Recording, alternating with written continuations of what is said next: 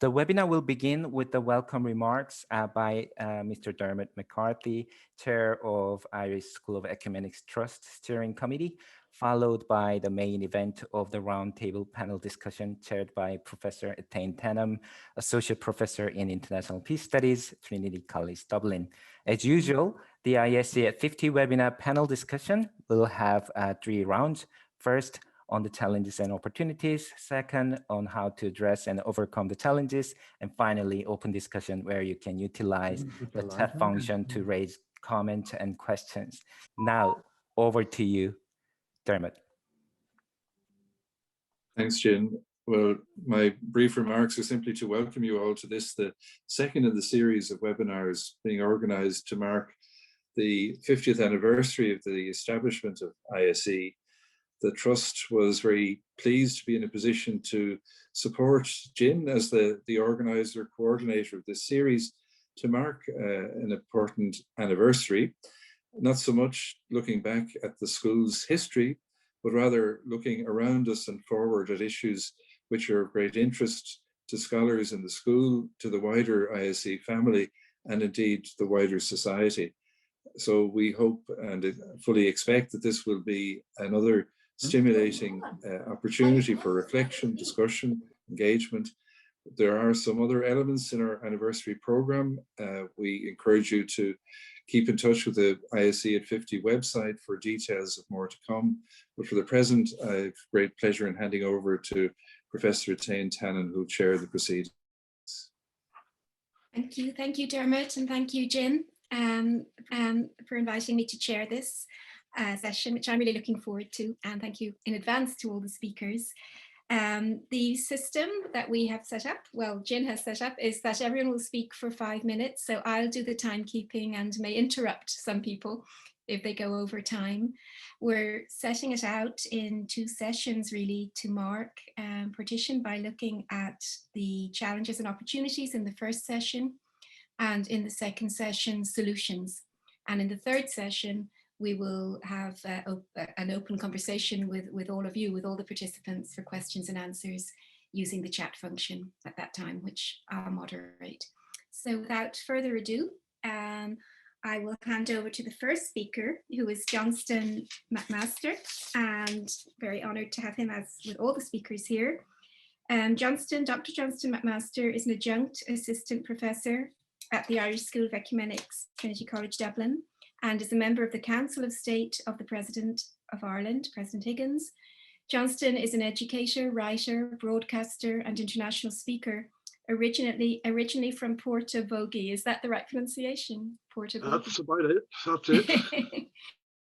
He was the coordinator of the Education for Reconciliation Programme 1997 to 2012 with the Irish School of Ecumenics. And following this, he was co-designer and educator of the Ethical and Shared Remembering Programme, Remembering a Decade of Change and Violence in Ireland, 1912 to 1922, with the junction Derry. From 2012 to the present, Johnston has lectured on the Dynamics of Reconciliation module at the Irish School of Ecumenics, Belfast, and is a lecturer on the Ministry of Reconciliation module at the Church of Ireland Institute, Dublin. He has been the designer and educator of public theology at Dronalis Lauren from 2017 to the present. So Johnston, thank you for being with us, and I hand over to you. Thank you, Etain.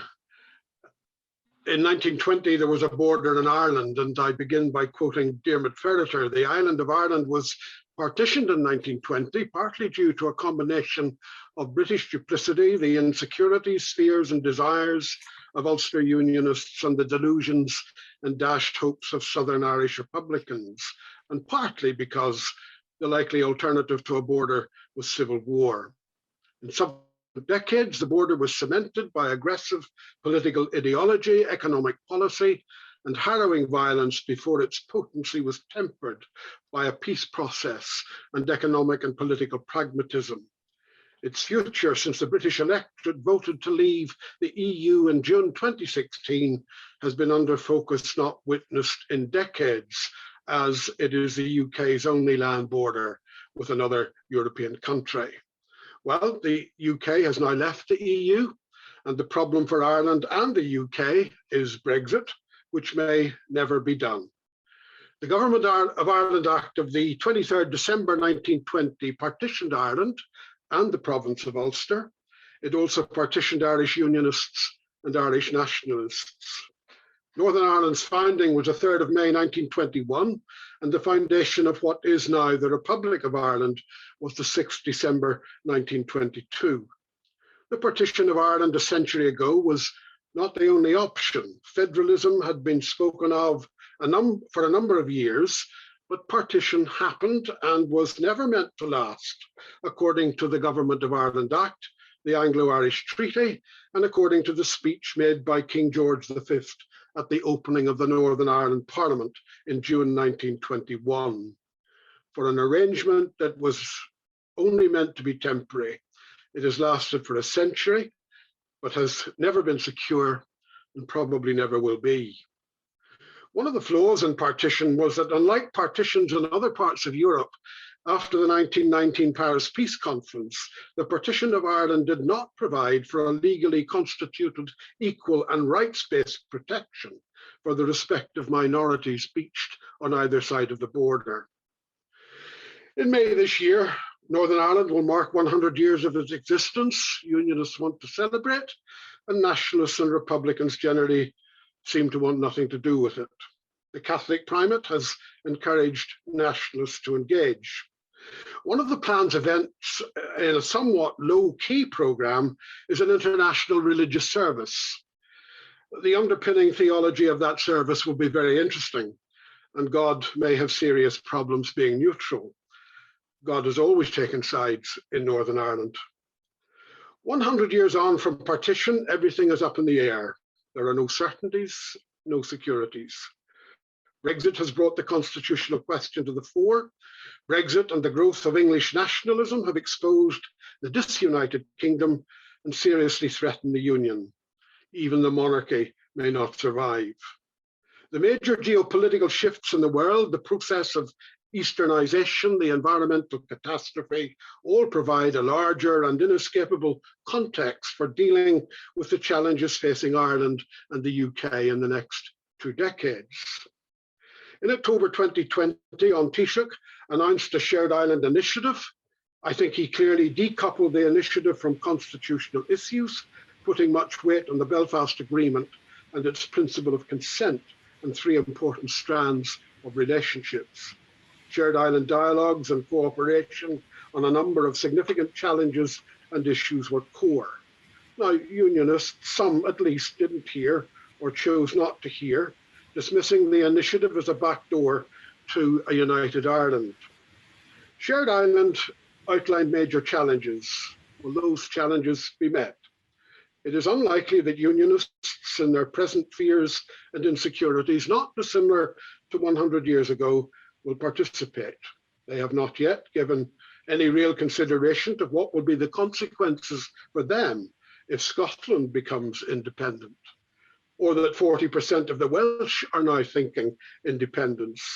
Fear paralyzes any deep thought about the future. Pretend that the union will not break up, or that there will not be constitutional crises in the next 2 decades.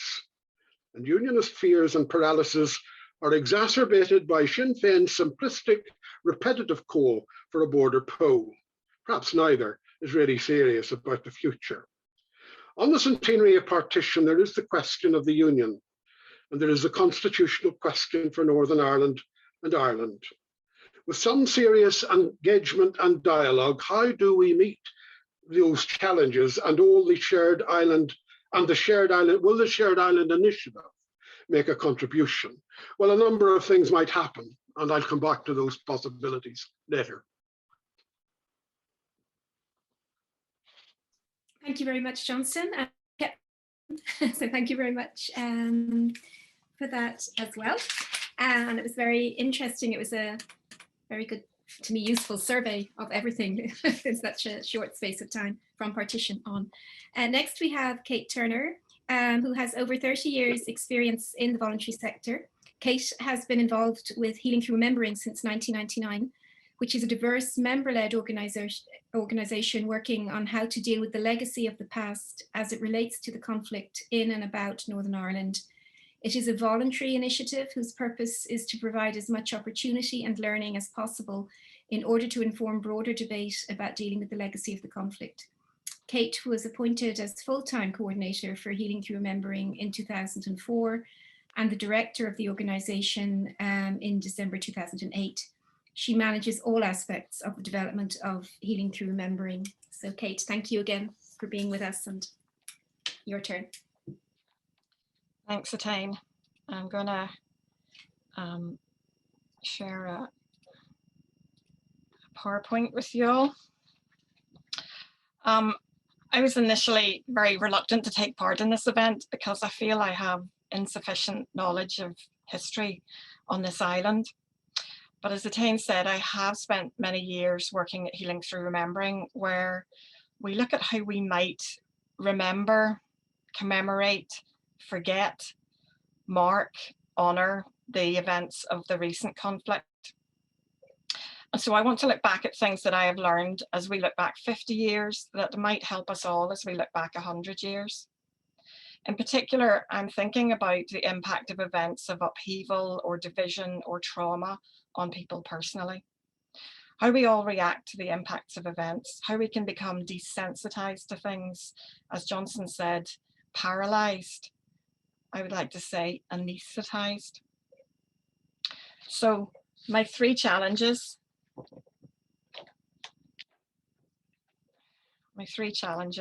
are reluctance, virtual borders, and disputed facts.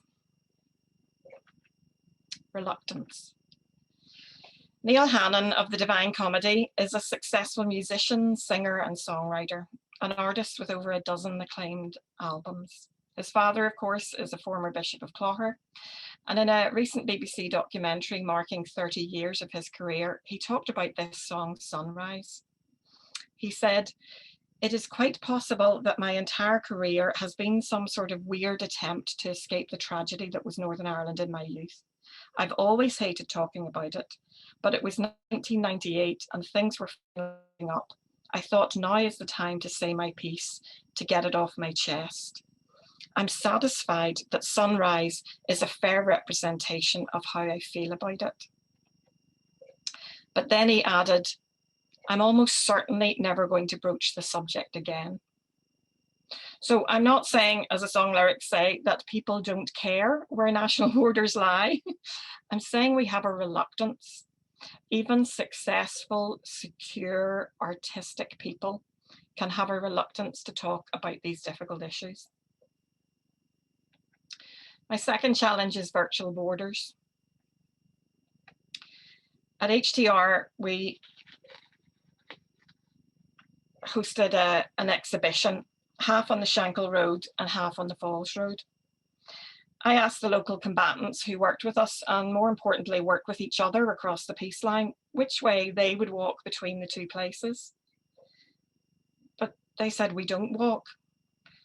They would walk their own roads, but they would drive across the peace line. When I asked them why, they had no answer. So you're probably wondering why I have a picture of a Dublin taxi for this story. But it's to add that whenever I'm in Dublin and I'm in a taxi, I always ask the taxi driver, have you ever been north? And I'm really amazed as somebody who travels north and south when we're allowed to so often, that they say no. And so my second challenge are the borders in our minds, the virtual borders. My third challenge is facts, maybe disputed facts. So this is George. George was born in Limerick City in April 1880. He worked as an accountant and then he was ordained. He got married in Liverpool. He became a rector in County Kerry, where he and his wife Marjorie had their first 3 children.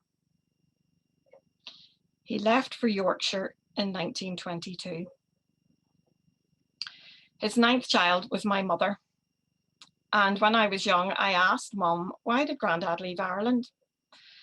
She said that each of her siblings seems to have a different version as to why Grandad left. He wanted to remain British. He was violently forced out. He was offered a parish in Yorkshire.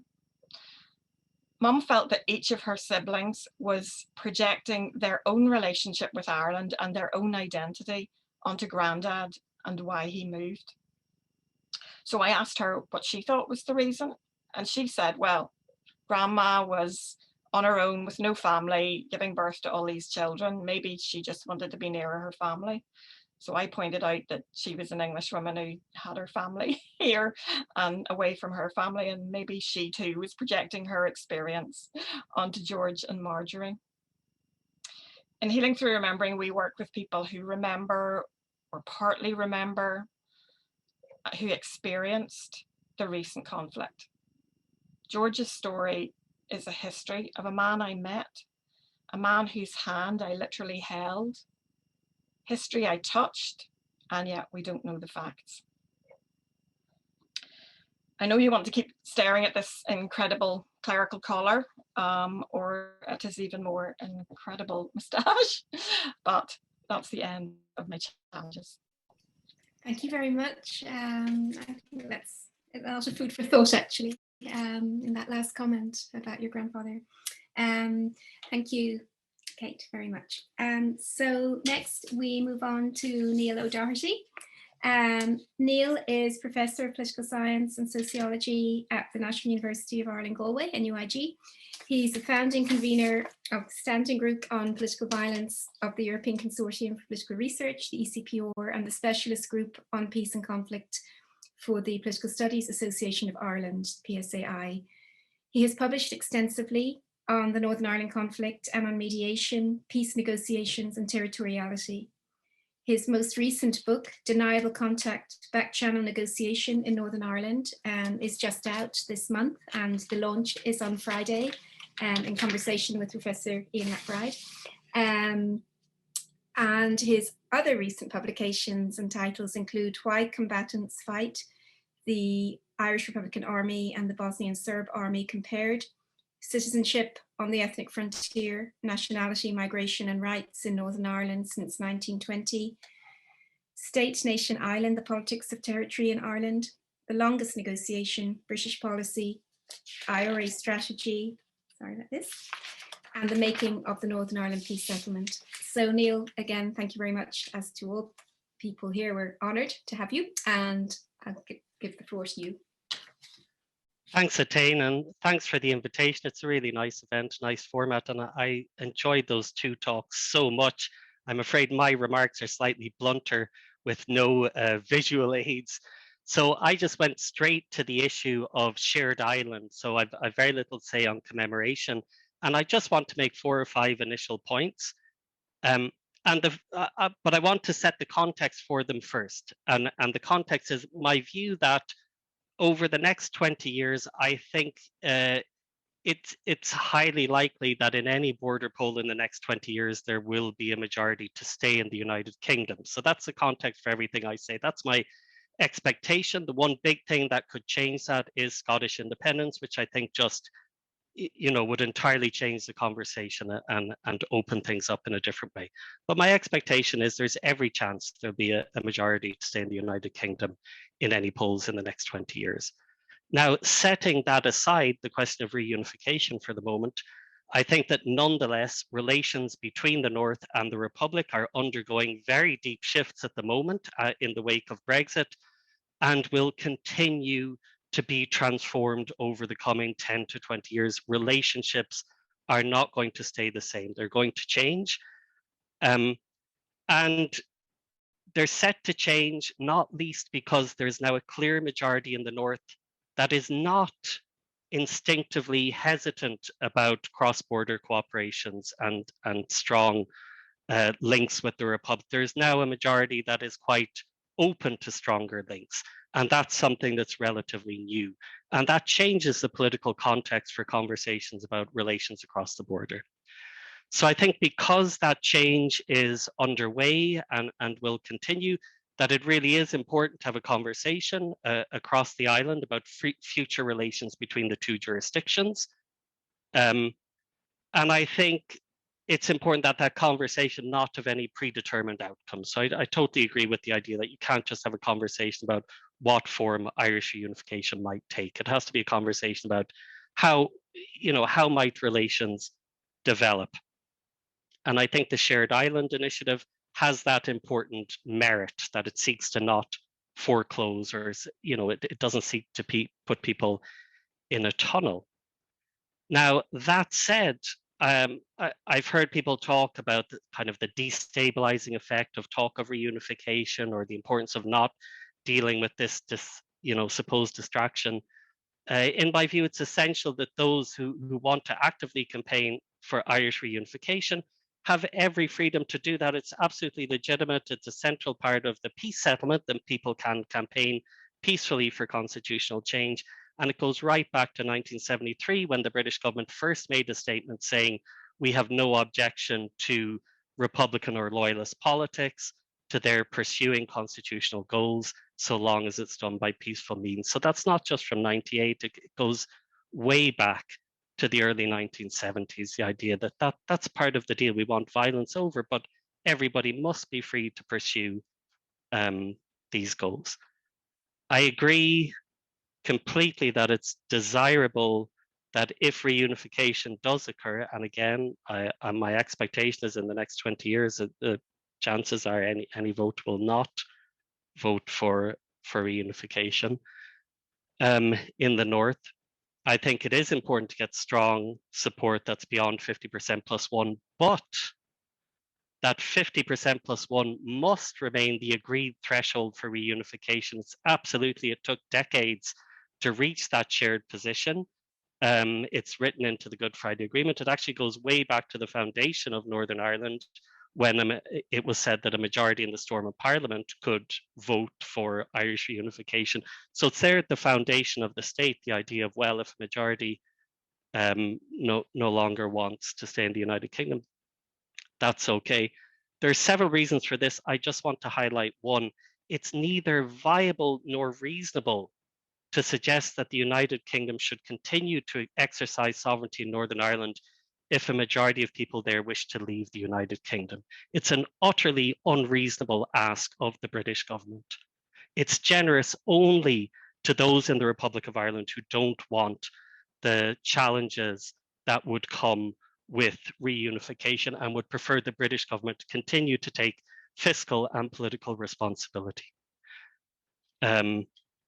So I think that if in the next 10 or 20 years, for some reason, it seemed likely that a majority for reunification was emerging, it would accelerate a process of negotiation and engagement aimed at ensuring broad agreement. So I think the prospect of a 50% plus one vote would bring people together to say, well, how can we actually, with that on the horizon, how do we make some kind of agreement that can get beyond that bare minimum support? I think the idea that it's important to reassure unionists by not talking too much about reunification is understandable, but has one important drawback that's not, I think, fully appreciated. I think for some in the middle ground in the North, including some of unionist backgrounds, who are open to hearing the arguments in favor of United Ireland, who are not in favor of it, but at least are willing to hear an argument about it, to avoid the question in the Republic can give the impression that the Republic does not want to take on responsibility for reunification, does not want to make a proposal or an offer or do the work that would be necessary. I know that this is not the intent of those who make the point, but I think it is one of the unintended effects. Okay, I'm just going to finish with a word on terminology and state the case for my personal preference, which is that in all conversations about the two jurisdictions within Ireland or within Ireland and Britain, I would like to go back to Republic of Ireland and Northern Ireland instead of Ireland and Northern Ireland. I appreciate that the Irish state wants to use the term Ireland in the international context, and that's absolutely right and correct and valid, and it's about the dignity of the Irish state. But that in the context of Ireland, to talk about Ireland and Northern Ireland is to suggest, of course, that there is it leaves us with no word for Ireland as a whole that can cover the two jurisdictions. The replacement that we have now is the island of Ireland, and we're not sure if we're in it or on it. And it gives the unfortunate impression of, shared island, while I agree with the initiative and the sentiments behind it, can convey the unfortunate impression that we have been shipwrecked north and south at opposite ends of this island, and that we have to figure out some way to kind of share it. So that's my personal case for saying that we need the term Ireland. We need to reserve that to refer to the whole of Ireland. And I would like to go back to Republic of Ireland's perfectly legitimate, valid usage. Thank you. That's my spiel. Much, Niall, and I had it pounded into me during my PhD with Brendan O'Leary to say Ireland and Northern Ireland. So I really find it difficult, but I'll break my habit. I can see your point. Okay, thank you very much. That covered a lot of terrain as well, which we'll come back to. Next we have Dr. Mary C. Murphy, who holds Jean Monnet Chair in European Integration and is Senior Lecturer in Politics with the Department of Government and Politics, University College Cork. Mary's area of research is Northern Ireland and the European Union, and the dynamics of the relationship between subnational and EU politics, as well as parliamentary socialisation and capacity building. She is currently the president of the Irish Association for Contemporary European Studies. Her latest monograph, Europe and Northern Ireland's Future, Negotiating Brexit's Unique Case, was published by Agenda Publishing, Columbia University Press in April 2018. The text follows Mary's earlier work on Northern Ireland and the European Union. Sorry, I've lost track of this. Looking really at the relationship between subnational and EU politics, as well as parliamentary socialisation and capacity building. Okay, I think I've done that. So I will hand over to Mary, and I think I will correct some of this in a minute or so, but I'll let you speak rather than be more garbled. Thanks very much, Etain, and to all of the other speakers as well. I've been really interested in what you said, and in some cases quite moved by what you've all said. So it's very nice to be part of this conversation. And let me just preface what I'm going to say by saying that I've come to this in terms of my academic experience of the subject. And as Etain pointed out, I've been interested in Northern Ireland and the EU long before it was fashionable to be interested in Northern Ireland and the EU. But I also come at it from a personal perspective, in that I am one of those people, Cate, who has been to Northern Ireland and who has lived in Northern Ireland and spent 7 years there from 95 to 2003, 2002. So that's where I'm coming from today, and hopefully there's something of interest in how I approach this. I am going to focus on Brexit in particular, so I'm looking less at the historical context and more at the contemporary and future context. And I just want to begin by making the point that the Northern Ireland peace process and the Good Friday Agreement recognise 3 sets of relationships within Northern Ireland, between North and South, and between Ireland and Britain. And of course, each of those individual relationships is important in terms of addressing and alleviating the conflict. But having said that, those different communities, those different places, those different territories, they've all had very distinct and very different experiences of both the conflict and the peace process as it has played out. And then along came Brexit in 2016. And in many ways, I suppose Brexit can be labelled as having antagonised Northern Ireland's protracted conflict, non-violent protracted conflict at that point. And I want to focus in particular on 2 particular consequences of Brexit, insofar as they relate to today's theme, which is about how we nurture mutual understanding and reconciliation and peaceful coexistence on this island. And the first point I would make is that Brexit has led to a deterioration in all 3 sets of relationships, and I think that's irrefutable. So we've seen a destabilisation of relations between Unionists and Nationalists in Northern Ireland. We've also seen the relationship between London and Belfast deteriorate. We've seen some deterioration of the North-South relationship, particularly, I think, between the Irish government and Unionism. And of course, British-Irish relations have equally been negatively impacted by Brexit. So in other words, when you put all that together, Brexit and the fallout from Brexit has, 100 years after partition and over 20 years after a peace settlement, has unsettled core strands, the core pillars of Northern Ireland's peace settlement. So that's the first observation. The second observation is that simultaneously, Brexit has reopened discussions about the status of the border on the island of Ireland. And this, as we know, has led to an emerging narrative and new conversations about the prospects for Irish unity. So Brexit may be part of the explanation for the emergence of what is a very challenging and a very complex conversation about constitutional change, but it's also created conditions which aren't entirely conducive to that conversation. And it has done that by weakening those three sets of relationships, and also by lowering trust between the protagonists and the key actors. And what we know about the achievement of reconciliation is that it involves nurturing contested relationships, and it involves overcoming polarization and building trust. And all of this, in terms of the studies of conflict resolution, are invariably viewed as being pivotal in terms of allowing societies to move on and to move past difference, to find a space where, where new relationships can be forged. And I suppose the current Brexit period isn't providing the space for these developments. And so in that way, on the face of it, at least, it doesn't satisfy the conditions for achieving reconciliation. But having said that, we are beginning to grapple with some of these new conversations around constitutional change, which have been prompted by Brexit.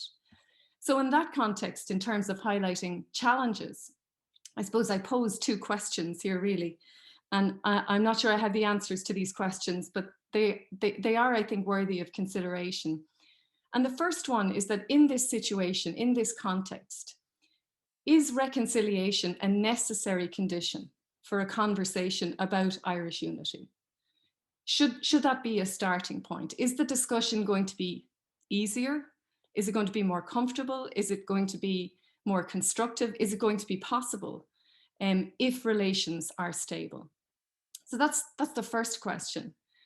The second question is the alternative. Can a conversation about Irish unity, and actually not just Irish unity, but about the Union, the UK Union, could that play a role in helping to foster reconciliation? So could such a discussion create opportunities for mutual understanding? Now, I think we should distinguish between North and South here in this context. I think having a conversation about the constitutional question on this side of the border is likely to be less difficult than having a similar conversation in Northern Ireland, where it would be probably substantially less straightforward. But in that context, one of the big challenges in terms of the Irish unity issue relates to understandings of Northern Ireland and its communities on this side of the border, but also vice versa, understandings in Northern Ireland of communities on our side of the border, and opportunities to debate and to share views and ideas and to really talk about the concerns and fears that people have. They may well offer a means of reconstituting relationships between North and South, if not necessarily within Northern Ireland itself. Now, of course, all of this requires engagement, including unionist engagement, and there are no guarantees that such engagement would be forthcoming. I was really struck by Cate's observation in relation to reluctance. And I think it would also necessitate the creation of structures and forums where contributors might feel comfortable sharing their perspectives and stories. And preferably it would also require, the support of both governments, the British and the Irish governments. So they're just some thoughts about where we are in terms of having these conversations and the conditions which are necessary for these conversations to happen, and maybe just to think about those. Thank you. Thank you very much, Mary. And I know this is out of sync completely, but Jen said we should be conversational. But just to add a few little things about Mary, that she also has a 2014 book by Manchester University Press and various articles in top international journals. So just wanted to add that in because I lost my page. So thank you. So next we have Duncan, and I have my pages all in order. And again, thank you very much, Duncan, for being here. Another very big name and well-known person in this general area. So thank you. Duncan Morrow is Professor in Politics at Ulster University. He has published widely in the fields of conflict resolution, Northern Ireland politics, and the relationship between religion and politics. He is currently the Director of Community Engagement at Ulster University, developing relationships with groups and organisations across the community. Duncan's recent publications include Reconciliation and After in Northern Ireland, The Search for Political Order in an Ethnically Divided Society, and Political Attitudes to Peace Walls in Northern Ireland. For 10 years, Duncan was Chief Executive of the Northern Ireland Community Relations Council, where he championed the concept of a shared future and peace building by developing the Council's role in policy, in research and active learning, in organisations, and work on key issues such as interfaces, parading, and regeneration, and in work with victims and survivors of conflict. Between 2012 and 2015, he was chair of the Scottish Government's Advisory Group on Tackling Sectarianism, and in 2016, chaired the Scottish Government's Advisory Group on Tackling Hate Crime, Prejudice, and Community Cohesion. So thank you, Duncan, for being here. And I look forward to hearing now what you should say. What you have Terrible to say. When your introduction lasts longer than your 7 minutes. Thank you very much indeed. This is lovely to be out actually again. It's even on Zoom. It's nice to participate in these kind of reflective events. So thanks for organising them, and it's great to be with the people who are on the panel and to see so many people interested. You could talk about this for a long time, so I indicated that I may need to be stopped, so it won't be rude, it'll be necessary. There are so many dimensions to this, and some of them have already been very well articulated. I suppose I want to kind of just focus on a couple of thoughts that constantly dog me when we're talking about this debate. So the first one is this: we talk about partition. And of course, that is what happened. There was a border came through Ireland. But the Northern Irish experience was actually double. It was partition and devolution. And the consequence of partition and devolution was that Northern Ireland was separated not only from Ireland, but from Britain. It became a kind of half entity somewhere between on its own, in which its own internal politics were entirely separated from those of the United Kingdom as well as from the rest of Ireland. And so we have, when we talk about reunification, we need to understand that it's not that the two experiences of being north and south of that line were not the same. One became an independent country. One became a container vessel, a kind of Chernobyl for British Irish affairs. The bits that couldn't be resolved were, in a sense, focused into the north, while the rest of Ireland was able slowly and gradually to move away to become a successful international state, and the rest of Britain forgot as Northern Ireland fell down its agenda. So to be in Northern Ireland is to be in a place which is historicist. Its concerns are still connected to that history, and the last 50 years have simply reinforced that for new generations. Since the Good Friday Agreement, of course, there's been an opportunity to move from it, and we can talk a little bit about it. But what I want to suggest to you is that Northern Ireland still contains a tectonic fault line between Britishness and Irishness, which is no longer the daily reality of Ireland. And by removing partition, that tectonic fault line inevitably reappears. Second of all, the big fear in Northern Ireland, and the thing that had to be guarded against, was that politics would degenerate into a revenge cycle, and that the potential for violence was simply that it created an endless potential for revenge. And Cate has lived with that and the consequences of that for the last 20 years. And I suppose the truth of the politics of Northern Ireland is, for the first 50 years, it was secured by the domination of one group over the other.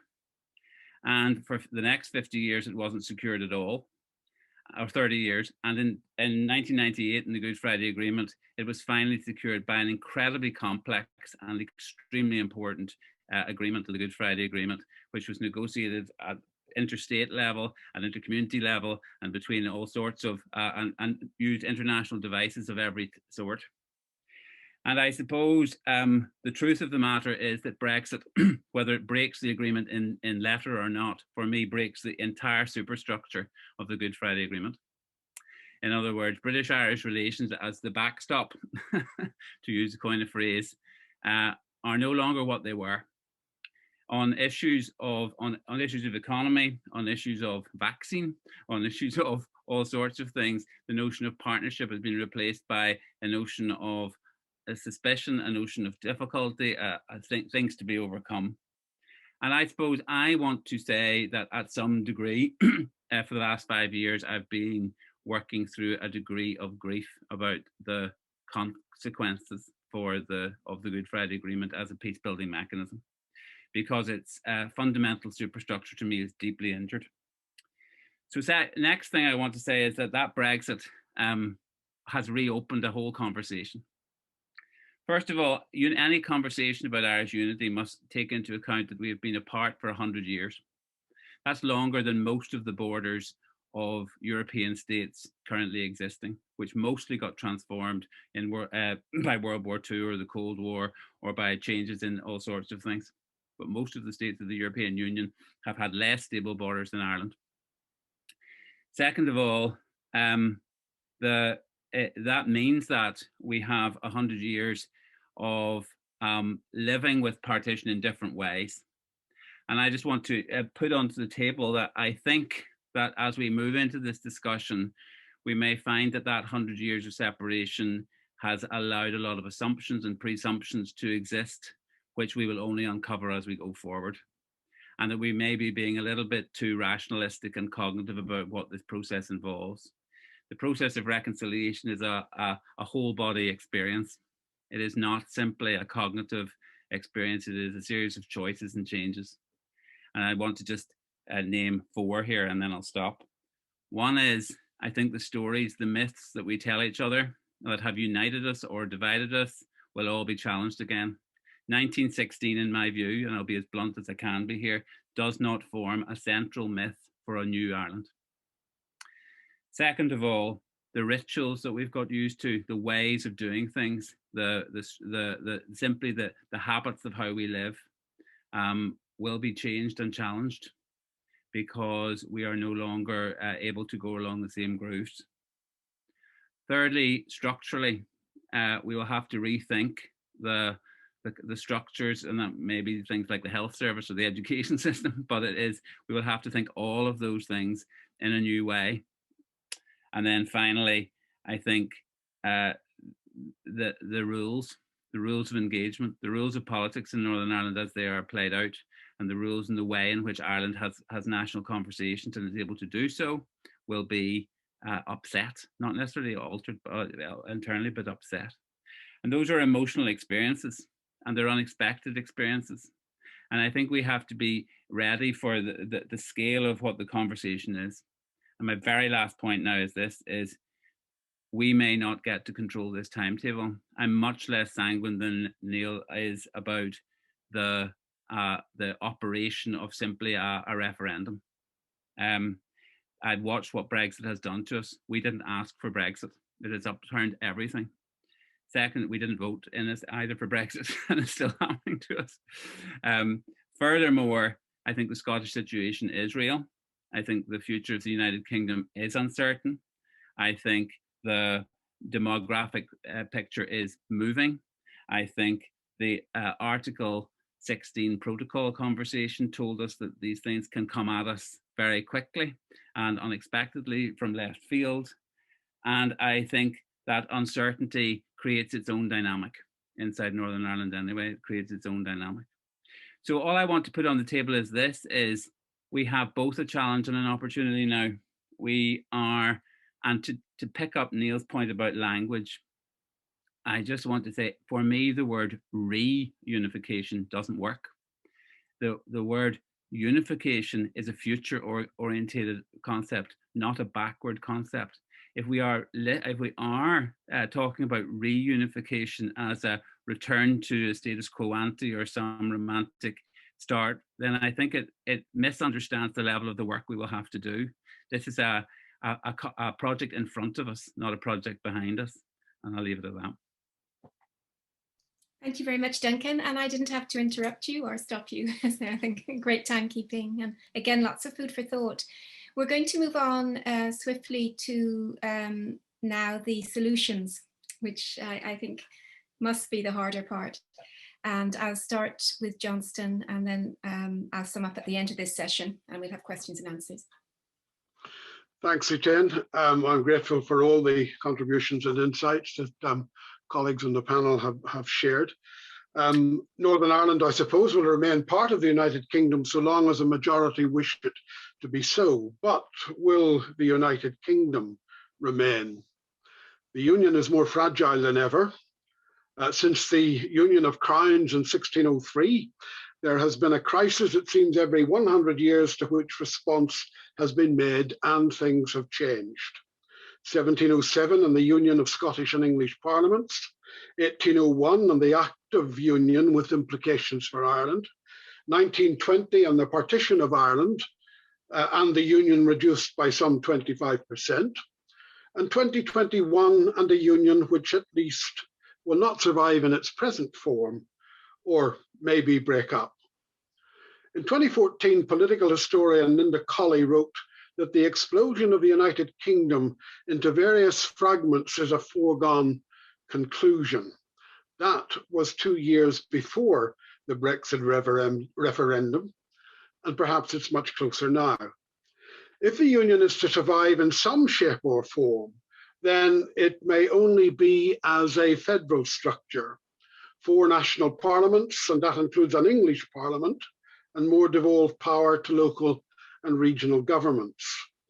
It will require probably something which has never existed, a written constitution with a Bill of Rights at the heart of it.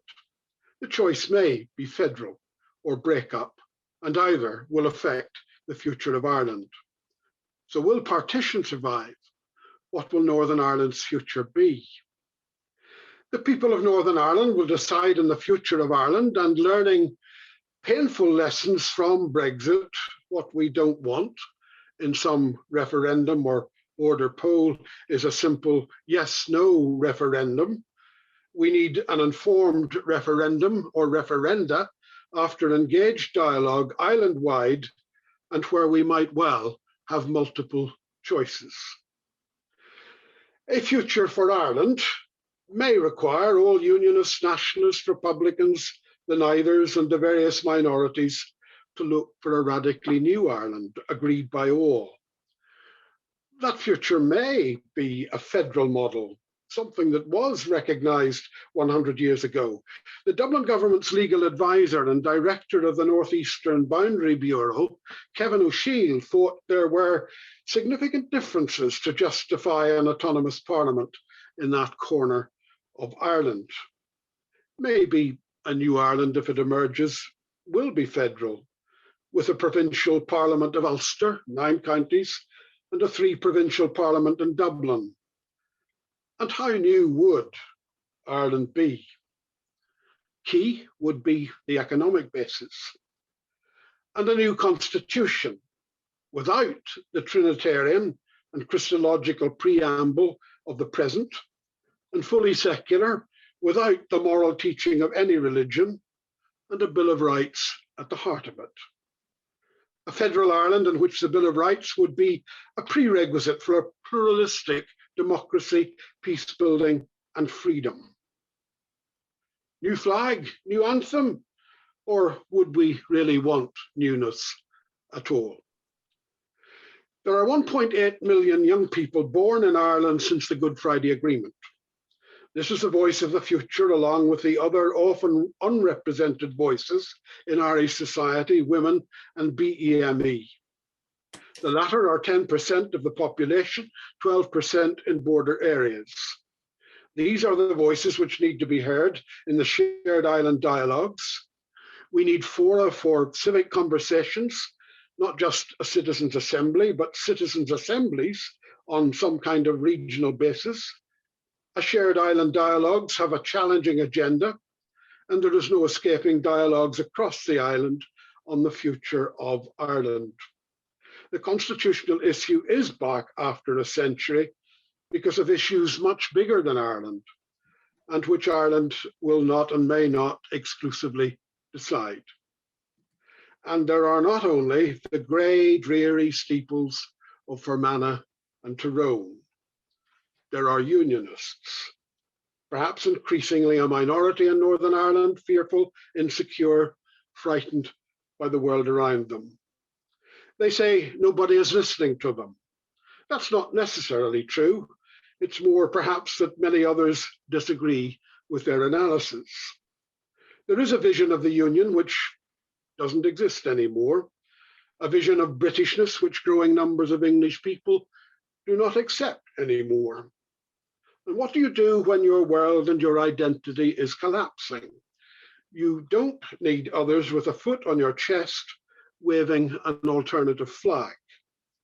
And it's not enough for others to say that unionists have been in crisis for all of the century. It may be true, but unionists really don't do a rational response.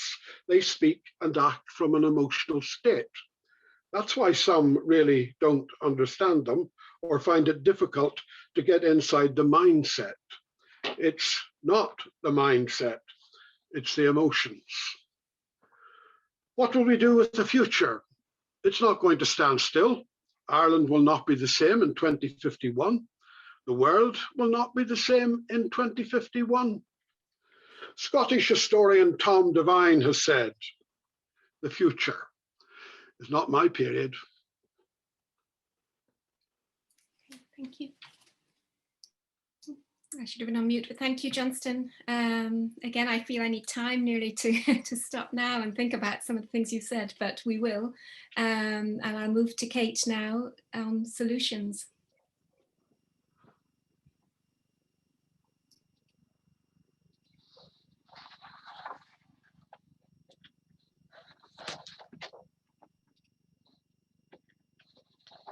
Thanks.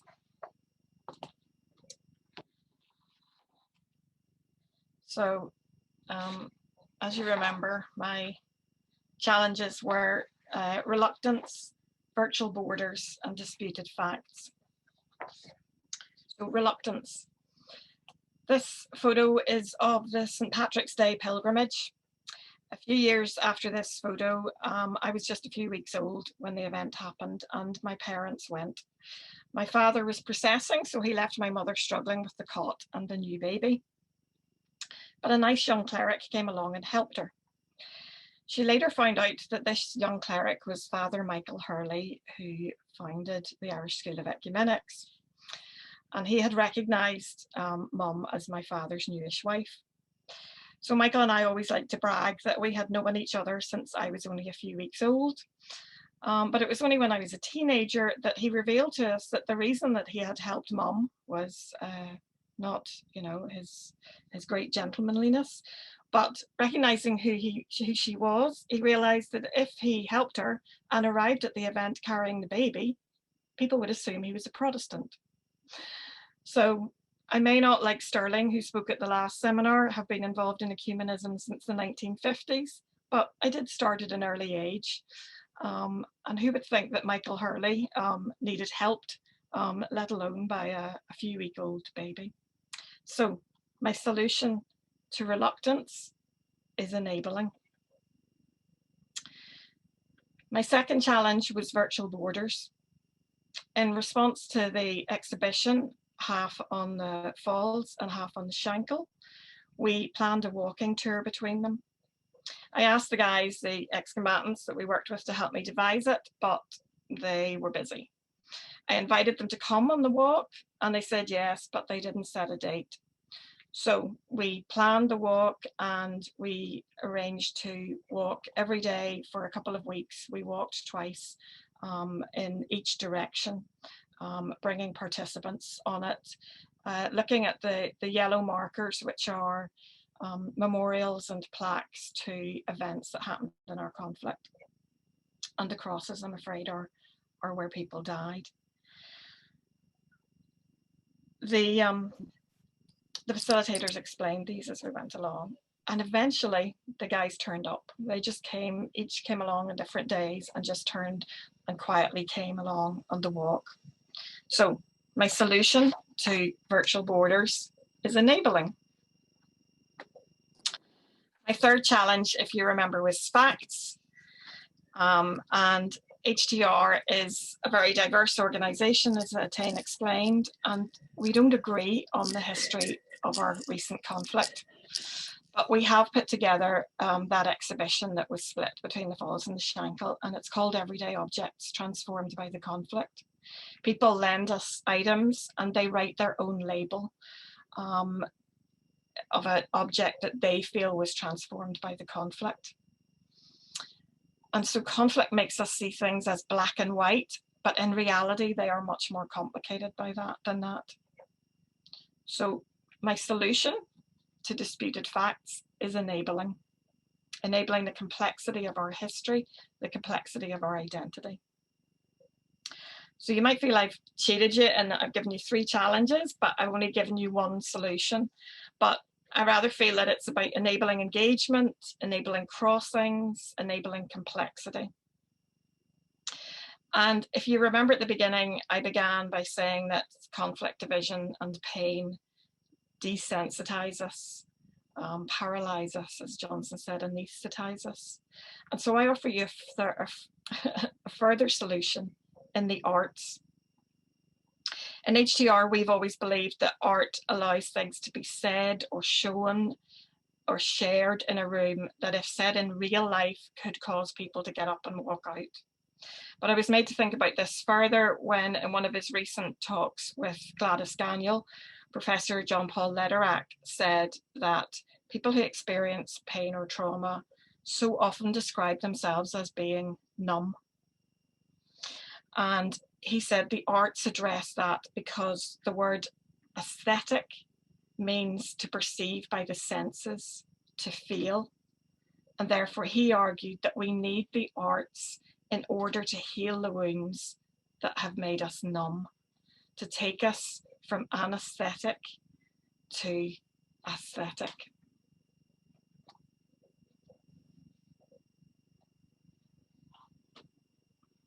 Thank you, Cate, very much. Again, thought-provoking and reflective. So next we have Niall. Hi. Academics are better on identifying problems than solutions, I think, and I'm no different. I will make one suggestion and recall not a model to be followed, but an example of how big picture thinking is possible and sometimes productive. And I'm talking about the New Ireland Forum in the early 1980s. And that really, by developing a shared nationalist position that moved away from a simple demand for unity to consider as well the idea of joint sovereignty or federal Ireland, helped to open the way to the Anglo-Irish Agreement. And that was one of its purposes, was to get some kind of cross-party agreement in the, well, among nationalist parties on both sides of the border, but particularly in the Republic. Now, what it showed is that you can set some broad parameters that change the conversation in a useful way.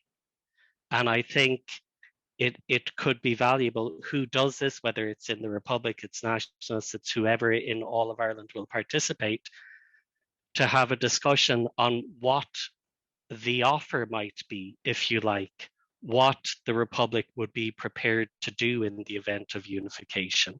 What is on offer is, are the mainstream parties in the Republic willing, are they open to changes in things like symbols, to a federal arrangement? And again, if this seems implausible, we just have to think back to the New Ireland Forum, where they said, we are open to a federal arrangement.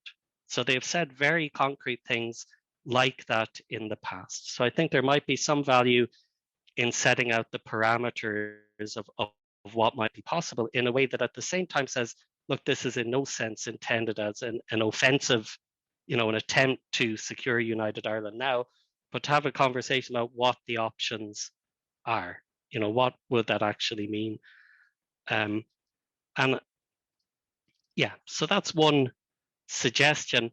And I think any proposal for reunification or unification, I hadn't heard the point made by Duncan, the idea that reunification looks backward and unification looks forward, an interesting one. Although I do recall in the German situation, Wiedervereinigung, reunification, absolutely insistently used in order to emphasize the temporary nature of the separation.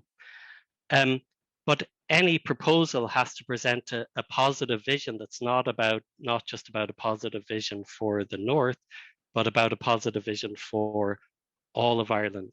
And I wanted to say a little bit about my students. I teach a class at the moment called the Northern Ireland Conflict, with about 50 students in it. In the west of Ireland, they were, overwhelmingly from the Republic of Ireland. When I asked them if they'd been to the North, unlike Cate's Dublin taxi drivers, over 2/3 have been to the North. These are kids who are, 21 years old.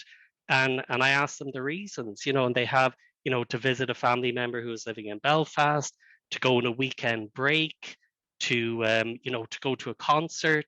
So it's a new kind of post-Troubles generation. Now, they also said to me, look, we're studying the topic, so, probably we have more interest than most. But just to say that I was surprised at the extent of the connection. But when I asked those students, what are the advantages of reunification to the Republic? They can't think of a single thing, right? Nothing comes to mind. They can see it as so, if there's going to be kind of a positive vision, it has to explain why this might be of some value to people on both sides of the border in Ireland. I should say that nonetheless, and I poll them on this every year as well, they are overwhelmingly in favour of Irish unity, overwhelmingly, 90% plus, even though they can see no particular benefit in it. So the proposal is for a forward-thinking project that is entirely, with the concept of consent there at the forefront, but that if there is to be the possibility of consent, there has to be a clearer idea of what, people are consenting to. Thank you. Thank you, Neil, again, a lot in there. And thank you. I admire how everyone has packed so much in, actually. That's so thoughtful in a few minutes. So Mary, solutions? I suppose a bit like Niall, I have some suggestions, maybe more than solutions. I think one of the things, and maybe this comes from my experience of living in Northern Ireland, but one of the things that bugs me about the constitutional conversation on this side of the border is that there's an assumption that you can persuade unionists that a united Ireland is a good idea, and that you can use an economic rationale, for example, to do that. And I really do want to challenge that, I suppose. I think that's a poor starting point, and that's it's the wrong mindset to have for a conversation around reconciliation on the island, whatever about reconciliation in Northern Ireland. I think Northern Ireland has had, by virtue of having negotiated the Good Friday Agreement and voted on it and invested in it, people in Northern Ireland, both communities, they have experience of really complex conversations. When you think of some of the issues that were discussed in Northern Ireland and that were agreed in the context of that agreement, there were issues around prisoner releases. There were issues around police reform. And these were very, very difficult conversations for people. On this side of the border, when we talked about the agreement, it was a discussion that really was led by the political elite. And there was no sort of meaningful buy-in because there were really no, I suppose, emotionally felt consequences for just the average Joe Soap like me and you in terms of that process. This current conversation, which is beginning and evolving, really, I think, challenges society on this side of the border to become much better versed in some of the points actually that Duncan raised about what a united Ireland entails. And that's a really complex conversation, and it's a really challenging conversation. And I think we do have to lay the groundwork to allow people to engage with that conversation. And there's a lot to do in facilitating that. So in terms of the North-South relationship, I mean, the Shared Island Unit does address some of this. It addressed some of the hard edge of North-South relations. You know, it's got lots of money by all accounts to think about infrastructural projects and physical links between North and South. And yeah, that's absolutely very welcome and hopefully will be advanced. But when we think about having a conversation around constitutional change, it just has to be much deeper, and it has to be much richer, and it has to be much more challenging than talking about physical links between North and South. And again, I'm not dissing the Shared Island Unit. The Shared Island Unit is attempting to do that, but I don't think we should underestimate the challenge that's involved in providing a framework whereby that conversation can be had. So things like grassroots relationships and informal exchanges and personal networks, you know, that does exist North and South, but in many ways it's not extensive, and much of it is concentrated around the border region. I mean, even today, the launch, was it earlier today or yesterday? I'm losing track of days. The Dublin-Belfast Economic Corridor was launched. And again, that kind of bugged me because it's Dublin-Belfast again, you know, and I just feel that concentration on the border area and on the links between Dublin and Belfast is something that it needs to be more expansive when we talk about the North-South relationship. Because I think the further you move away from the border, the much thinner and the much weaker the links between North and South become. They certainly exist, but they're not as extensive and they're not as rich. And that's a consequence of physical distance for sure. But that physical distance creates a psychological distance as well. And that limits opportunities for engagement, and it limits understanding, and it allows prejudices and myths and misunderstandings to develop. And that is something that has to be robustly confronted if this conversation is to be had in a meaningful way. And it must allow us, I suppose, to empathise with unionists in Northern Ireland, but equally with nationalists as well. So I suppose I just would finish on that point, really, that the North-South relationship is part of the reconciliation puzzle, and developing that relationship and giving that relationship sort of clarity and allowing people to really drill down into some of those very complex issues that we will need to confront if we're to have this conversation properly, I think is something we should all be thinking about in a much more considered way than we have to this point. Thank you, Mary. So I feel I do want to just stop and think, but I know we have to move on. So Duncan, solutions or even suggestions as yeah, no, I mean, I think from one way they are right, we're better at diagnosing the problem than solving it. And at the other side, I think the word steps is probably more helpful to me than solutions. I'm not sure that any of us, if we could solve the problem, we would write a letter to the government. But if we can think of some steps, I think that might be quite useful. Second thing is, I think this issue of do we want Northern Ireland is really, really important to get through here. I really do feel that Northern Ireland, whether it was designed in this way or whether it did it, it carried British and Irish confrontation away from the front line of most Irish people's experience in Ireland and most British people's experience in Britain. And the front line was isolated into Northern Ireland. So we've lived with this ongoingly for 100 years. It hasn't really changed. But in many ways, it's very clear in Britain in the Brexit conversation, for example, that they did not think of the Good Friday Agreement as a radical opportunity for Britain to rethink itself. They thought of it as something to do with Northern Ireland. And that really came unstuck in Brexit, because essentially they thought of it as a local deal to do with Northern Irish people, not to do with reconstituting Britain's relationship with the people in Ireland who were under their sovereignty. So there was no British, there is clearly no British consciousness. The Good Friday Agreement radically alters the British Constitution, which it does. But it's a disposable item. It turned into a disposable item. And I fear that in Ireland, there's just a little bit of a sense, which is the way in which Ireland has been able to develop independently and with increasing confidence over the last 30 years has in part been because that issue was somewhere else. It was in Northern Ireland, and the Good Friday Agreement was about Northern Ireland. It was about not about us.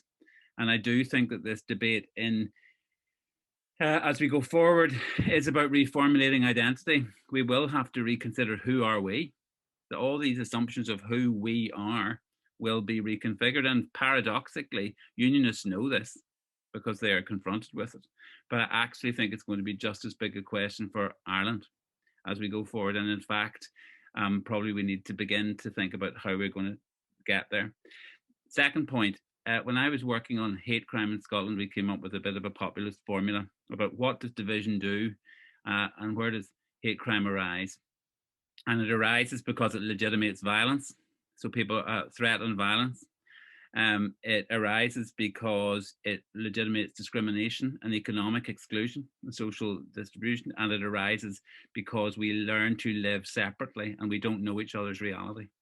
And so for me, the steps that have to be taken always around how do we reduce the possibilities of those things: violence, discrimination and exclusion, and a sense of separate development, a kind of isolation whereby we don't really understand anything about each other or take each other into account. And so those are the things that I think we need to begin to take seriously in these next steps. So for me, trust building measures do have in some ways symbolic importance. I do think what the Irish government did about EHIC and about health cards and about Erasmus were important. They were important gestures to say those things are important. And I do think that a conversation in the south of Ireland, paradoxically, about a better health service would be very helpful in Northern Ireland, to be honest. Second of all, I think the international outlook of Ireland is very important. I think if Northerners are being invited into a closed country, that's a different thing from being invited into an open country. And so what Johnson said about new minorities is as important because it represents what Ireland is becoming, and it represents being invited into a moving picture rather than into a closed story that you're being handed. So that seems to me to be very important, that dimension of what Europe is meant to be about, not Europe as a political project, but Europe as what it entails in its kind of core spirit.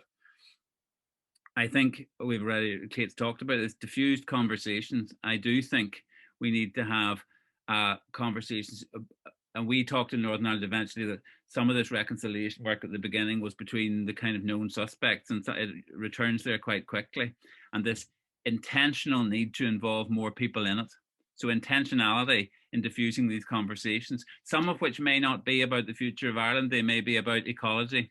They may be about women's issues. They may be about whether the churches have any future. They may be about how we deal with the consequences of Brexit. And these are things, but intentionally engaging each other, making sure that there is a possibility of knowing each other's reality and sharing that. I think the human rights culture is really important. I think unless we reinforce that, then the law becomes something between us. And one of the things about Brexit which really worries me is if human rights culture itself comes into question. Because if that comes into question and Britain leaves the European Convention, I think a lot of our institutions internally become very, very uncertain. So that human rights culture seems to be important. I have written down the habit of crossing the border.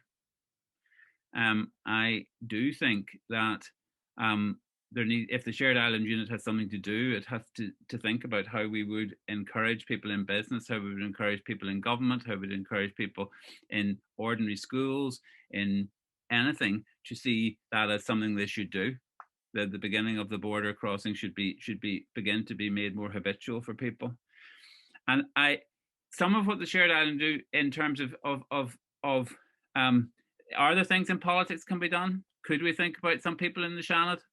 Could we think about some people? I don't know what we do about the presidential election, but beginning to change some of the ways in which we think about each other politically and practice being together in political thinking, rather than simply just doing it through elites, as Mary talked about.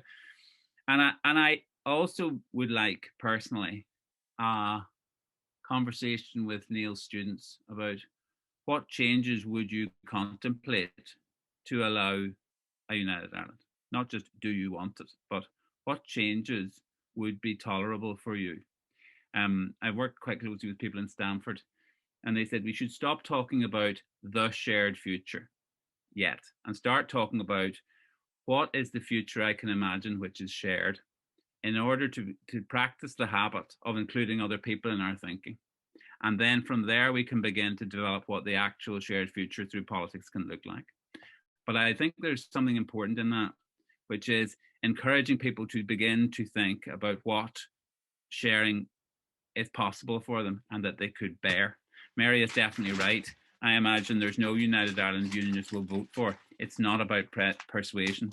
But there is a United Ireland, or an Ireland where they can feel they're safe in, and which people can then step into one if it comes to being through politics.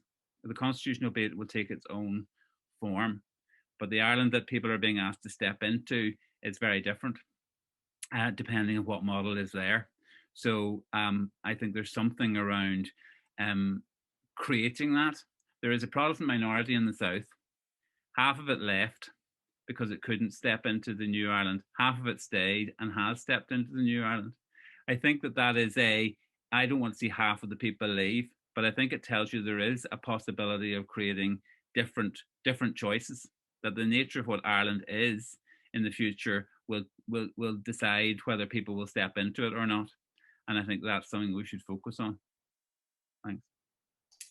Thank you. Thank you, Duncan. Again, I'm just thinking over, but we do have to bring the two sessions, I suppose, to an end. I'm going to make a few comments, I suppose my observations and conclusions. It's impossible really to, I think, do justice to what you've all said in the few minutes that I have. So I'm going to just highlight some themes that have come into my mind, and then I will move the conversation to all the participants. I see there's quite a few comments on the chat and questions to have a more general discussion. I may have one general question, I suppose, for all of you, which has actually been taxing me, and I'll come to it at the end because it came up in this discussion.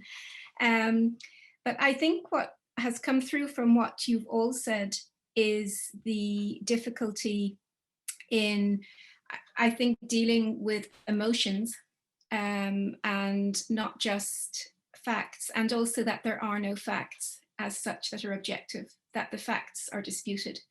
So that to me is one of the key themes. And I suppose at the moment, because of what has happened, because of Brexit, because of the future of the Union, and because of Scotland, you know, listening to Johnston, what struck me very much was the unionist position and the unionist, I suppose, emotions, which will vary because it's a broad church, but nevertheless, the sense of what unionism must be going through at this juncture, because there's been such transformative change already. And I just thought I suppose what hit me was what you said, that you can't perhaps make rational, persuasive arguments when people are feeling those emotions. It's not about a mindset, it's about identity and it's about emotion. And you can't, for example, I think your argument was that to call for a border poll will just raise those emotions, increase those emotions, rather than help in any way. I suppose then looking across all the speakers, it was really about interconnectivity, as Pete Sherlow has called it, and others, between the Republic of Ireland and Northern Ireland. Just the level of connection, how much do we know each other, how much has changed since the agreement. All these issues have come up, and I suppose very broadly speaking under the umbrella of the Shared Island Initiative, led by Micheál Martin and the Irish government at the moment. Because what came to mind when a number of you, in fact all of you, were speaking, from Cate speaking about enabling, to the issue of the Dublin-Belfast corridor, to the question of partition over 100 years, how much do we know each other, is that the Shared Island unit is a very modest unit given the tasks which really are required. And I know Micheál Martin, when he launched it, he mentioned the narratives here, that we need to reflect south of the border on our narrative as well of the past. And Johnston, of all people, will know the Machniv event that President Higgins, the seminars that have been running really do make us look at that and look at different narratives here of how we interpret partition and colonialism, you know, and the different sort of arguments about whether Ireland was a colony or something distinct that was different, and all these different questions historically from a revisionist and a traditional perspective. So I suppose going from the emotional level of the task of dealing with emotions, Johnston mentioned unionism, but of course nationalism as well, and the legacies of the past that Cate has talked about. Then moving to what do we do, to the idea of learning about each other, and having dialogue, the New Ireland Forum idea for nationalism to look at how it is dealing and how it interprets the future, and the idea of unification or the future, how we envisage the future of the island, and the question Duncan raised about the young people who particularly, at least in voting, seem to support Sinn Féin more than older generations, and who support unification very clearly rhetorically. What would they be willing to do or to change for that? You know, what would have to change? The flag, the anthem, all these different things. So it's very vast. And I think my core question is about whether, I think it's Mary's really as well, about whether reconciliation can happen, it really nearly in advance of unification, dealing with the vast array of things which have to be dealt with in Ireland as well, because what's come through from this is the degree of reflection needed in Ireland as well. So that's one issue. My second issue, which is always an issue for me, is this question of whether it has to be elite level led. And Duncan touched on the British-Irish relationship. Mary mentioned the 3 levels of the relationship, like the 3 strands.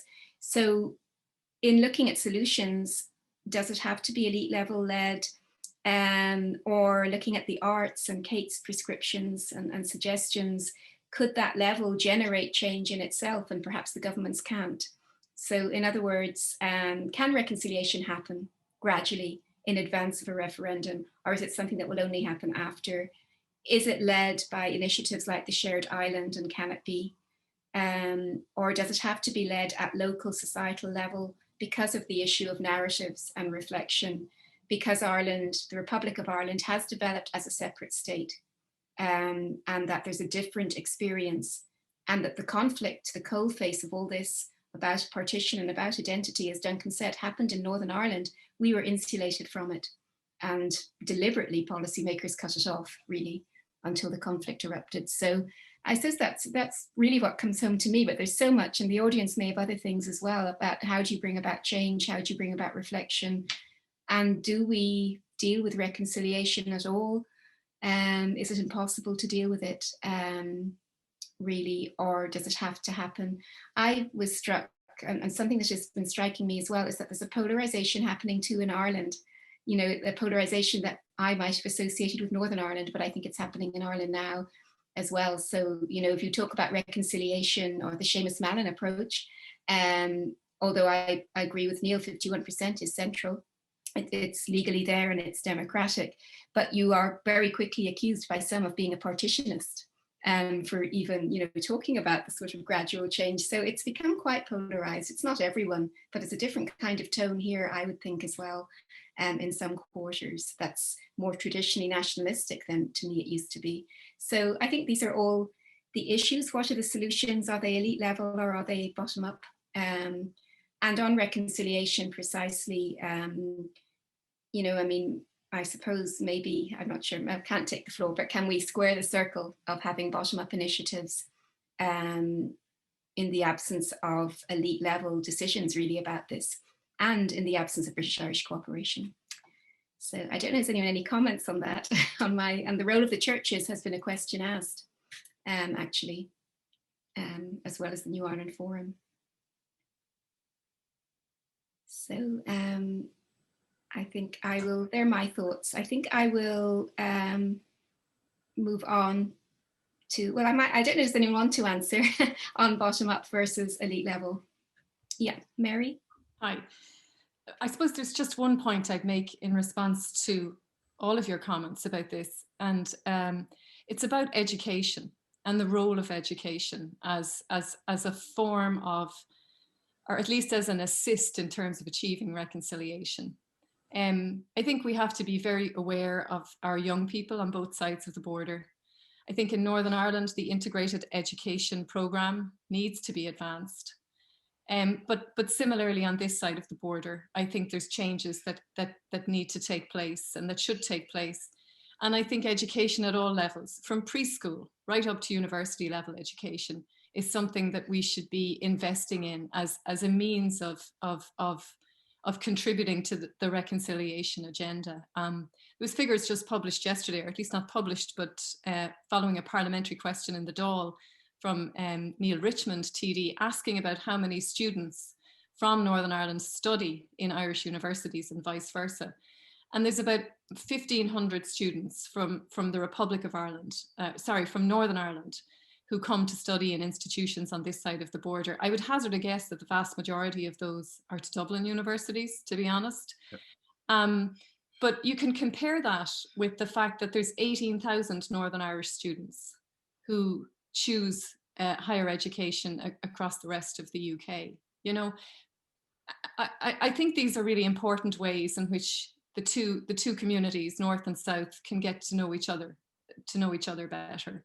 Is through the education system, and the Shared Island Unit investing in that in some way, shape or form through scholarships or whatever the case may be, I think could play a role in terms of enabling and empowering the people, people on the ground and the grassroots to understand each other, and young people in particular who have no memory of the conflict. And I was struck by Niall's comment about the students. My students would say exactly the same, that they absolutely support a united Ireland.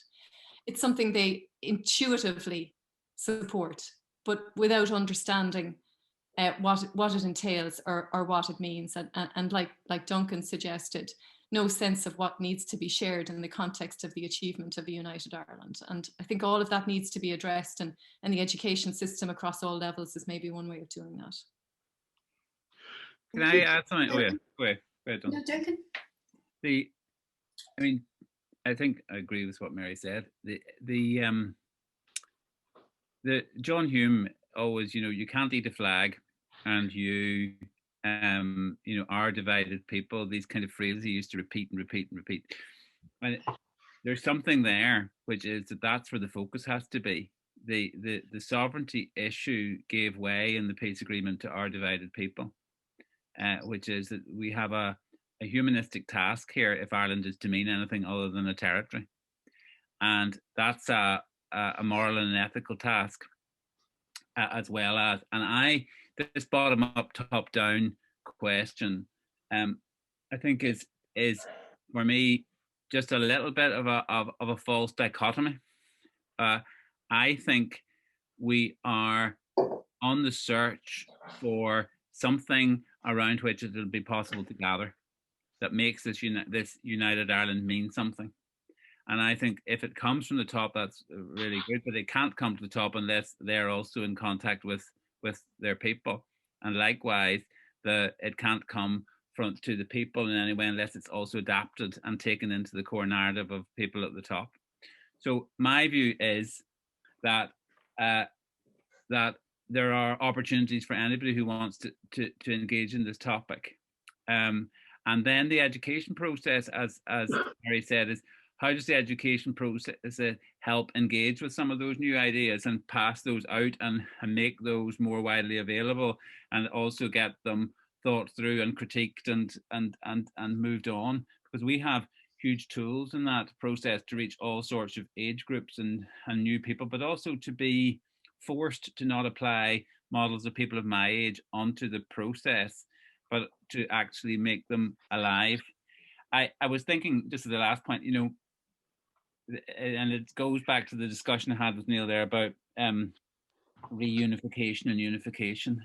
I want Ireland. I think the Good Friday Agreement, for me personally, made a lot of sense because it talked about a possibility to come it talked about this is a platform on which we can build something else. And it was a future-orientated document. I would like Ireland to talk about what it wants to become rather than what it has. In other words, this colonialism conversation, there's a huge legacy that has to be dealt with, and it's not about ignoring it, but it has to be set in the context of some kind of idea of what Ireland wants to be, not just a united territory, but this reconciliation. That's what I think we mean in the core of this reconciliation idea, that there's somewhere where we're going to go, which is big enough for all of us on some kind of human rights, in my view, basis, not because human rights is perfect, but because it's the best we've got and we should work there.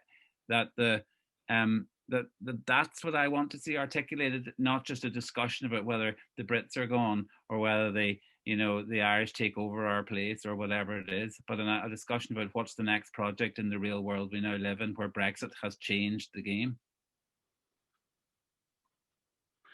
Etain, I was going to reinforce, and Duncan has already done so, what Mary was saying in relation to education. I mean, I think education at all sorts of levels is hugely important in this, and the role of education. I think we have a problem, and it's been hinted at in Northern Ireland, where we have been made aware yet again, of the enormous economic cost of our segregated education. The sectarianization of our education is costing a colossal amount, and there's something I think morally wrong about that as well. But apart from the integrated education, I think formal and informal levels of education, and there's a lot of very good informal education goes on in youth work with various organizations on this island, and I think they too are important. Now, one of the things I think hugely heartening in the last week, I thought I saw something go through on a chat line from Wales. Well, the Welsh government in the last week has announced that the teaching of Black history will now be mandatory in Welsh schools. And the kind of way they articulated the goal of that, I find hugely encouraging. And I think we might adapt and look at ways of maybe paraphrasing or whatever. It is to enable ethical and informed citizens of Wales and the world. And I think the two things are important, local and global, as well as ethical and informed citizenship. And I think education has that role at whatever level. It strikes me that young people these days are hugely interested in ecological issues. And those ecological issues, I think, in some ways transcend a lot of the local issues, certainly the local tribal issues. I think we're looking at something that needs global solutions. And in that sense, young people maybe are on their way to being more informed and ethical citizens of the world. Elite versus local, I think it's got to be right across the line. But I do think there is something hugely important about community education and programs of community education and the civic conversations that can happen informal, formal levels. We need to utilize, I think, all of this as we try to find a way forward. And we're not talking about the next 12 months. I think we're talking about, and Niall was, I think, getting at this early on, we're talking about the next couple of decades of working through these issues and whatever the future may turn out to be. It's going to take that kind of engaged and sustainable conversations and educational processes. Thank you very much. May I come in here, Chair? Yeah, of course. And I have some questions which I'd like to move on to. Yeah. Well. So I really wanted to make a comment and ask a couple of questions, if I may. That's fine. Could you introduce yourself just a bit? My name is Ian Ellis, and so I really wanted to say that it's a very interesting presentations we've had here. And as we've gone through the different contributions, the question that has come to my mind really is, what is the problem? Now, I know there are problems, of course, but let us remember that there is a settlement as far as the Northern Ireland situation is concerned, and that settlement is the Belfast Agreement. So in that sense, there are lots of problems, but let's remember that we have a settlement, and the settlement is very clear. Now, the question that I have really is for Niall Ó Dochartaigh. And Niall, I was very interested in your comments about the poll, border poll. And of course, that is one of the provisions of the Belfast Agreement, that when the Secretary of State finds that there is, feels that there is sufficient opinion in favor of removing the border of United Ireland, then there has to be a referendum. And of course, there has also to be a referendum in the Republic of Ireland. And incidentally, I do agree very much with you, but there's a problem with the term Ireland being used for the 26 counties. But the question I really wanted to put to you is this, is that I do agree that in a border poll, 50% plus one is a decisive and unalterable decision, and you can't really have any other way. But our experience with referenda, if you go back, for example, to the Lisbon Treaty referendum in the Republic of Ireland, where the people voted to reject it, and then there were certain concerns at that time, and there was a redrafting of certain parts of the Lisbon Treaty, and then the people in the Republic of Ireland accepted it. So there's a two-stage process there. Now, it has been suggested, you see, that with the Brexit referendum, what has happened is people voted one way, and then we had the negotiations, and then we had... Sorry, Ian, could I interrupt you for 1 second to ask to be brief, just as brief as possible? Yes, I'm coming to the conclusion now. I'm sorry. I know. The question really is that after the Brexit referendum, there was the negotiation and the withdrawal agreement. Now, it might have been better if there was one referendum that started the negotiations to the withdrawal agreement, and then a second referendum on the withdrawal agreement itself, so that people would have known exactly what the nature of the deal was. So really what I'm saying to you is there an argument in the Irish situation, if it were to come to a poll, if there ever were decided that there should be a poll, that it would be a good idea to have it in two stages? In other words, vote whatever way, and if the vote is for a change, then negotiate the change and put the final proposals again to the people. Thank you, Chair. I apologize for going on. Etain, I'll just come back very briefly on that. I mean, I would really point you to the report of this group looking at referendums that Etain is involved with, that's in the University College London Constitution Unit. They've done extraordinary work in teasing out all of these issues. So it's freely available online, UCL Constitution Unit on referendums, and I'm sure they have looked specifically at that issue. I think probably the Scottish referendum is a better analogy than the Brexit one, and I think it would cause huge, difficulties in the Scottish context if people were asked to vote twice. And I think it might be the same. Why would that in the Irish case? Well, I think for the same reason the people who supported Brexit rejected any idea of a second referendum, the idea that you make your decision.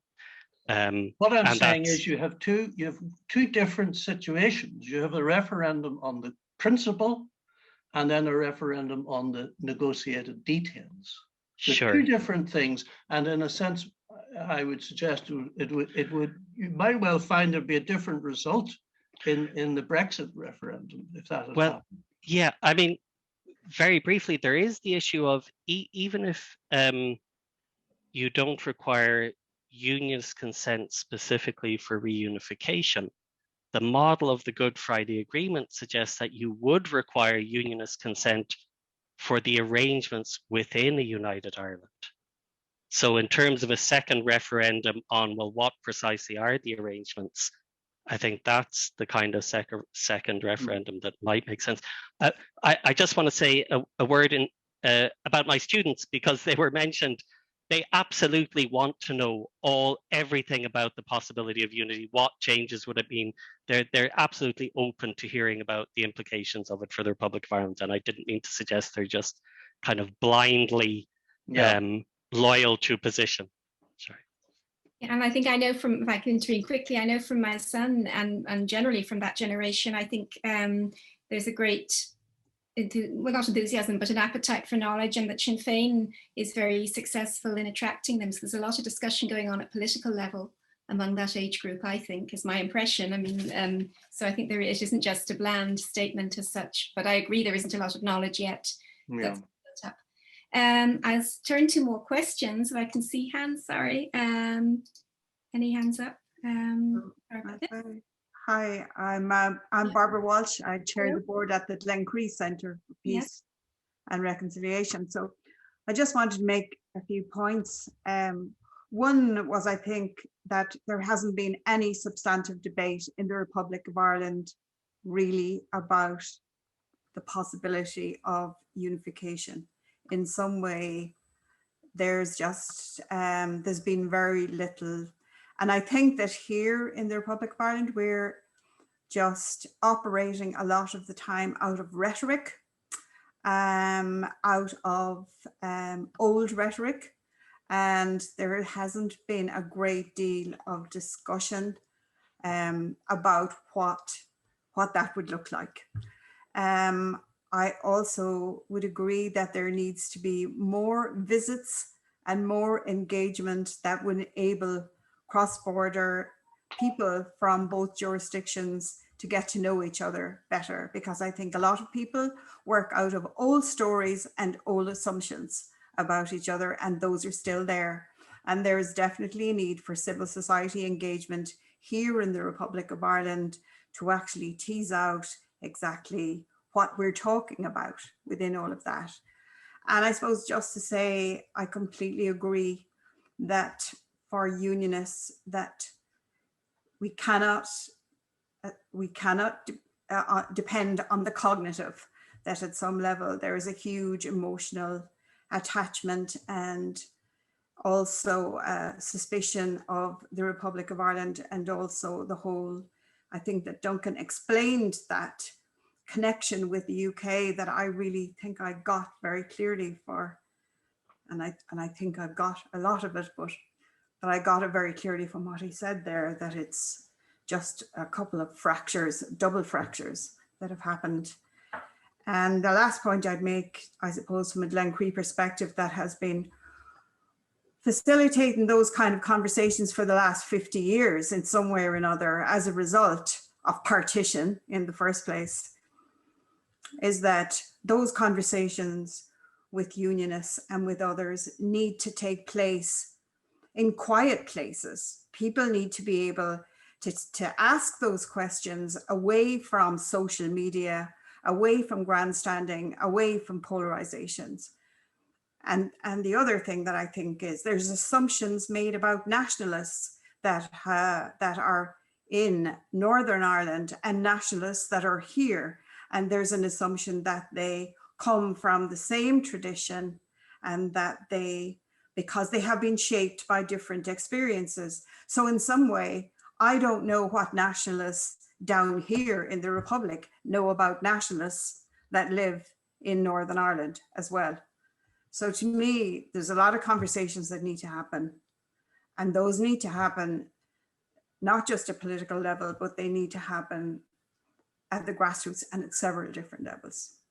But thanks very much for great conversations. Thanks. Thank you. Thank you for those points. Would anyone like to respond from the panel? A couple of things. Oh, is Cate going to? Sorry. Cate, you go first. Yeah. Cate, may go. Sorry, Duncan. Yeah, no, I was just going to say, you know, that when Barbara said quiet spaces, I kind of wanted to say safe spaces, and quite often those spaces safe spaces are quiet spaces, but they're not always. But what matters is that we make it safe, and that's back to my enabling, and back to that reluctance, that understanding how these things are difficult for people, as we've all said, it's difficult emotionally, and so it's creating that emotionally safe space in order to look at the complexities of ourselves as much as of each other. So, thank you. And Duncan? One point is, I think, first of all, unification of the language is that it's not going to be like Germany. It's not wir sind ein Volk, we are one people.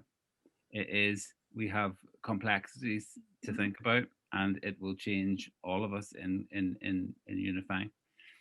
And I just am very aware how difficult the integration of East Germany has been into West Germany.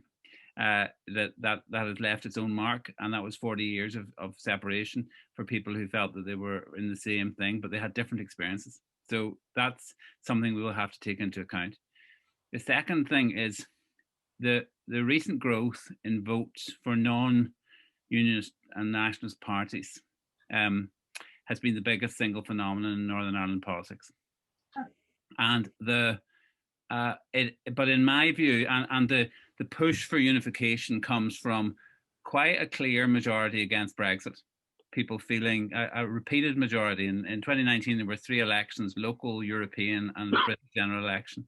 And every time the unionists lost, they don't have a majority as unionist parties. And there's now 15, 20% of people who have in the last 2 years voted differently. So they are the group of people. And my view is most of that isn't driven, my own view is not necessarily driven by a huge wish to join Ireland, but it's driven by increasing alienation from Britain. And that is a different push. In other words, that they are, they're uncertain about where to go. And so this conversation is not a finished conversation. It's still an open conversation in Northern Ireland, but where people go, I understood to Niall saying, people would vote for the UK, and if there was anything, maybe they would. My suspicion is they probably would in the end too.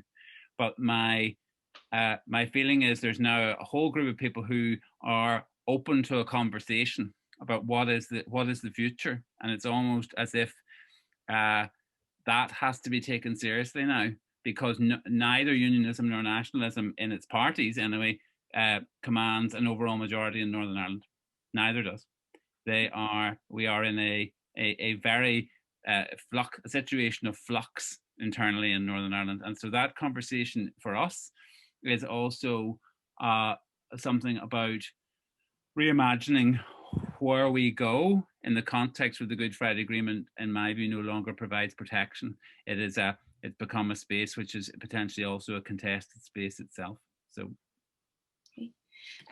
Actually, on that note, there's some questions coming through the chat, and I think maybe we turn to the Good Friday Agreement as we round up as well, which is quite a bleak statement in a way from Duncan. But there's a number of questions about whether the commonality of problems faced by young people, as Johnston said, concern about the environment, but also economic issues around housing and house ownership and employment, but mainly housing came up, and one of the questions would bring people together. And related to that was a comment that in Ireland, in the Republic of Ireland, the person said they thought there was a reluctance for people to talk about a united Ireland because they were afraid of insulting or being insensitive to unionism. So would these functional economic areas felt particularly maybe by young people who can't afford to buy a house, or who are worrying perhaps more disproportionately than older generations maybe about climate change, is there a basis for them to really get the dialogue going?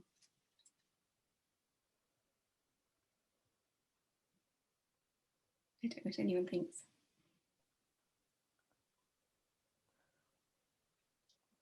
I think the first shared island dialogue back in October was with young people. And if we're looking at this figure of 1.8 million young people who've been born in Ireland since the Good Friday Agreement, that's a considerable constituency. And I think it's that constituency that are going to be the drivers and determiners of a future and what it may be. And I think they're key. And it's why both at formal and informal level again, I think we should be providing space and opportunity, or enabling space and opportunity for that constituency to do its visioning and to inform, I think, the rest of us who are at the other end of a spectrum and might have to acknowledge that we haven't made the best job of either side of Ireland so far. Thank you. I think the other thing to consider is that 13.5% of the population in the Republic of Ireland now has been born outside the country. So they've come into people have come to make their home, whether they are working in tech or pharma, or they're refugees and asylum seekers. So the context is shifting in the Republic of Ireland as well. So in the sense, what we have is the creation of a society with a range of very diverse voices that will be increasingly heard over the next 20 years. Can I come in briefly, Etain? Yeah. Just to say, I mean, and again, I have to preface everything by saying that I think there will be a majority in the North for staying in the United Kingdom for some considerable time. I have to preface everything with that. But nonetheless, I think one of the attractions of a United Ireland project is the idea, with increasing diversity on both sides of the border, that Ireland as a whole, not divided by a border that was based on religious difference, that Ireland as a whole provides a more promising context for the development of a diverse, multicultural, shared identity. I think that's one of the big attractions for a younger generation. Yeah. Well, if I may come in there again, I don't think it's fair to say that this is based on religious difference. There are different aspirations that are constitutional ones. But could I just say that, of course, a nationalist majority in Stormont is very possible in the very short term. Possibly, it's possible there might be a Sinn Féin First Minister. But at the same time, if there were a border poll, that nationalism doesn't necessarily translate into a vote for unification. And that's because people vote nationalist or unionist, I think, largely for different reasons. It's to do with local dynamics and all sorts of other factors. So there's a disparity, if you like, between nationalist success in Stormont elections versus a border poll. But as far as the future is concerned, if I may just wind up here and say the question has been about the future, I would suggest that possibly how Brexit works out in practice could have a very important bearing upon how any border poll might work. If it turned out to be a huge success, and if all the benefits of being part of the European Union market as well as the UK market really were exploited and so on, if it turned out to be a big success, then that puts a different slant on the situation for the ordinary person, the business person who's thinking of the welfare system and so on. On the other hand, if it's a complete disaster, so how Brexit works out is, I think, going to be a very important issue. I think that ties in also with Duncan saying about things being measured against Britain, a lot of the push or the pull around unification. So thank you. Are there any comments? I think we have to round up very quickly, but if there are any comments from the panel on that, and also on the Good Friday Agreement pessimism, I think, from Duncan, am I right? Yeah, I do. I think you correct a little bit. I actually think we need to almost do a review of what is still there and what isn't. And I would like to see Britain and Ireland take that very seriously. I personally think, that would be a very important aspect of honesty to say, what do we need to do to reinforce this? I feel it's a bit of one hand clapping at the moment, but there you go. Just to comment on Ian's point, I think what Brexit has done, it used to be the case that the Protestant community was united on being British, and the Catholic community was divided on whether to have United Ireland. I think Brexit shifted that dynamic.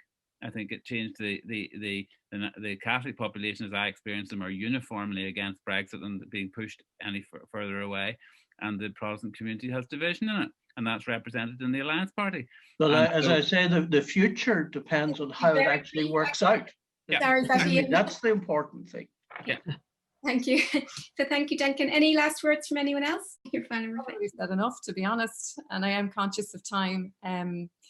I just make sort of one final point. I mean, having stressed education, I think that they're mobilizing discussions around issues to do with welfare, whether it's education or health, whether it's the environmental debate.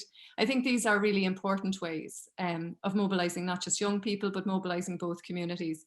And it does take some of the sting out of the constitutional issue, which in its rawest form can be very, very difficult for communities to discuss. So if we are to have experiments with civic assemblies or forums or whatever the case may be, I think if they are situated around discussions which are focused on welfare issues and services and quality of life issues, I think it's much easier for people to engage with those. And I think in terms of mobilizing top down and bottom up, that's something that should be given some serious consideration in terms of taking these discussions forward. Thank you, Mary. And thank you to all our participants. I will hand over to Jen now, and sorry for the bad timekeeping, but I was probably carried away as well. Oh, that's fine. Etain, you're fantastic. And this is about next webinar. A 50 webinar series goes on, and then next one is about emerging Irish identities, intercultural and intergenerational conversations on 27th of May at 5 p.m. Featuring Felida Salau, Trinity College Dublin, Nadette Foley, Glencree Centre for Peace and Reconciliation, Liz Finial Russell, Dun Leary Institute for Art, Design and Technology, Jobin Joseph Prince, Dublin City Interface Forum, and Derek Wilson, Ulster University, chaired by Jude Lar Fernando, Trinity College Dublin. Thank you. We can't applaud in the usual way, but we can do it. I can do it in this way. So thank you very much. I thoroughly enjoyed it. I could have gone on for hours, and I am sorry about my timekeeping. So thank you.